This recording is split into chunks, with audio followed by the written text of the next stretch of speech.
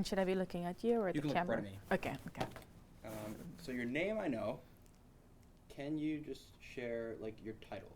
I'm the state director for CASA, State director for this. Okay. and it is just CASA, not CASA Pennsylvania or anything like Just that. CASA. Just CASA. Got it. Okay. So tell me about the process for people that have been detained by ICE. So they get detained, and then what happens from there? There's several options. The person might be detained and released. We're not seeing that happening as often as it used to before. They might be in some instances eligible for bond. We're also seeing that limited. And once they're detained, they enter the process of removal proceedings and they have an opportunity to defend themselves. So whether they're detained while they are in the process of defending themselves or whether they're outside of detention, it can happen either way. You said there's evidence showing that we're seeing fewer people now being released after detention. Yeah, people are just being detained and they're not, we're not seeing as many people being given like bond hearings, for example, or we're seeing bonds that are increasingly very, very high. So. Are there like numbers that show, like statistic-wise, that truly show? I didn't look those up before. Yeah, sorry. No problem. Once somebody is detained, is there anything they can do to get themselves off the hook? Well, yeah, there's several defenses to removal proceedings, they should seek an attorney. The moment someone is detained, the very first thing they should do or their family should do is try to find an immigration attorney, because detention doesn't mean the government is right. The government makes a lot of mistakes, but there are also defenses to removal proceedings, even if the government's allegations are correct. For example, if I am originally from Venezuela. If I had been tortured in Venezuela before coming here, even though I came in here without any authorization, the U.S. government has signed a treaty saying that they would protect people who've been tortured in their home countries. So I would be able to say, well, yeah, you're right. I came here. I don't have any authorization to be here, but I was tortured, and you have committed to protecting people like me, and then you would be able to stay here. There are other types of defenses as well. Some of them, the most common defense, when I started practicing, was that you were a U.S. citizen. And the Department of Justice created a program called the Legal Orientation Program to kind of identify people in detention who were U.S. citizens. How successful has that been? It was pretty good. It started as a trial out in Washington State, and it kind of expanded to the whole country. Those funds were eliminated this past year. What is the role that somebody's family plays in this process? Let's say, for example, we have a woman in Lancaster County she has children who are U.S. citizens, but she's not, and she was recently detained.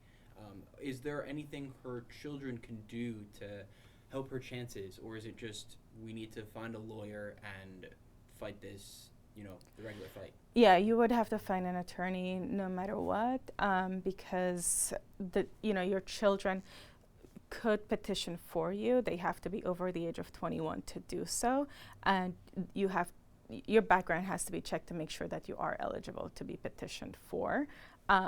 Immigration law has changed over the years, so depending on when someone came in, that is relevant to whether they have the ability to adjust their status or get on any sort of path. So that will matter. And then in removal proceedings, her attorney would be able to say, look, there's a pending petition for her. So you might not want to order her removed because there is a petition for her.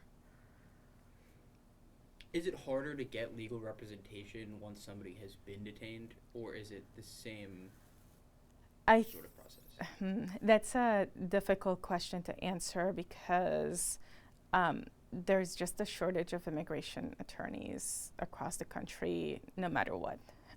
So whether it's to get the begin the application process for you or not, there's going to be a challenge in finding legal representation. Attorneys do tend to specialize a little bit. That's not the accurate word to use, but those who represent in removal proceedings, they tend to have, that tends to be the kind of work that they do regularly.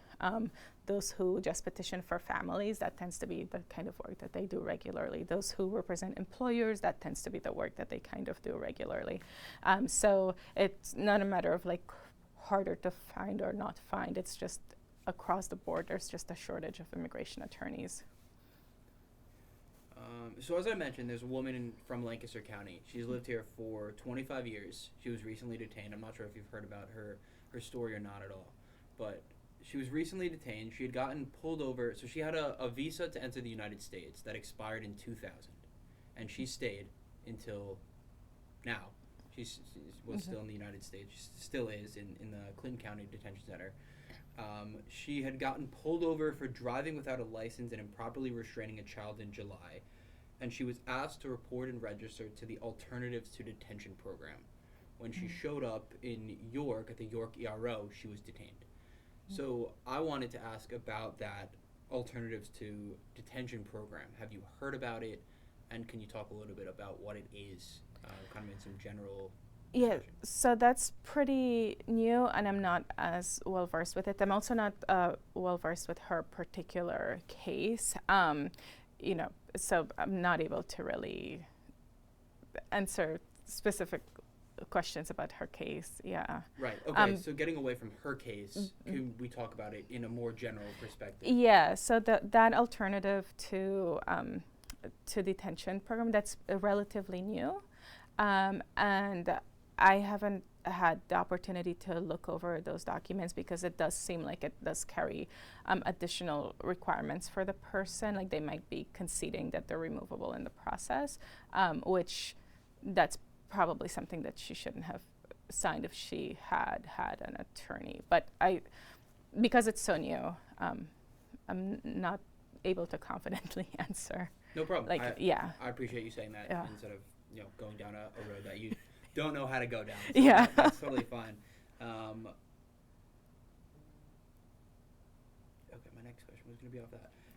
What message would you share for people that have been detained, that are being held in detention facilities right now? I mean, I think generally do get an immigration attorney before you sign any documents because you may have relief that you are unaware of. AILA.org is a website, is an association of experienced immigration attorneys, so the referrals you get there will be good. And do, for the families, try to stay away from, there are a lot of people who do take advantage of families in these situations and abuse their vulnerabilities and will exploit them for money. So make sure that you're not hiring someone who's not a licensed attorney. Anyone who's a licensed attorney you'll be able to verify in that State Supreme Court's website. Immigration law is federal, so it is okay for, that's an attorney licensed in Idaho to represent someone in Pennsylvania, which is not normally the case, but because it's federal law, you can. So that's okay. Just make sure that you're confirming that the person is licensed somewhere as an attorney. You may want to get some referrals, see what people say about that particular law firm or that particular attorney, but try to stay away from, in a lot of Latin American countries, for example, notaries are almost the same as an attorney.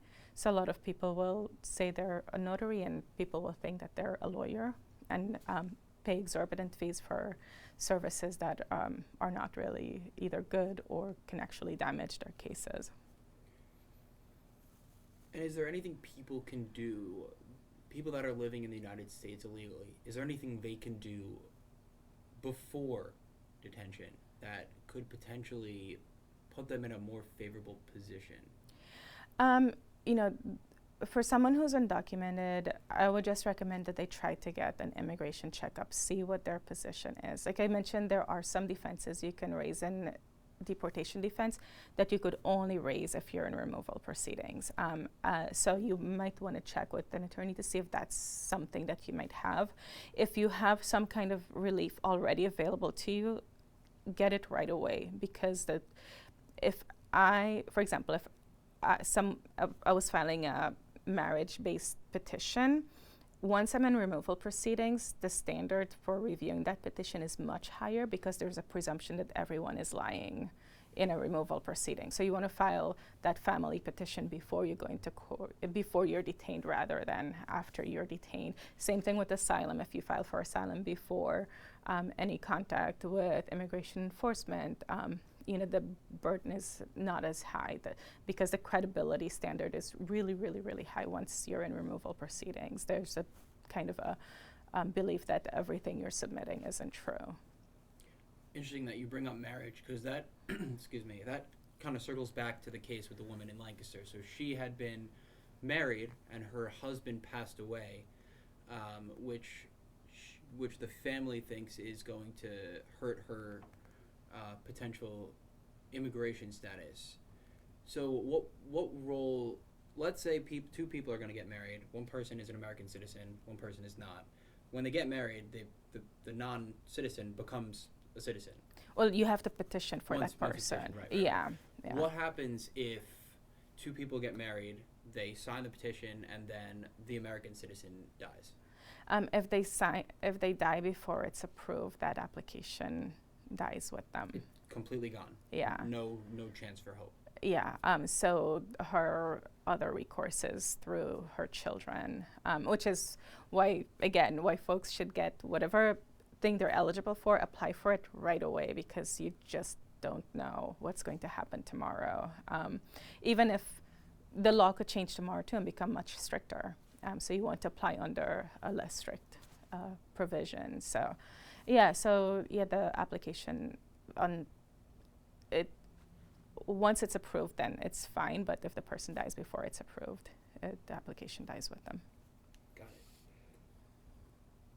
Do you have anything else you want to add that I did not ask about? No, just, folks should be thoughtful about who they retain, but they should take the time to retain someone to give them good, solid advice, because with immigration, making a mistake can have really, really serious consequences. So not to take lightly the legal services that they do procure. Got it. Okay, perfect.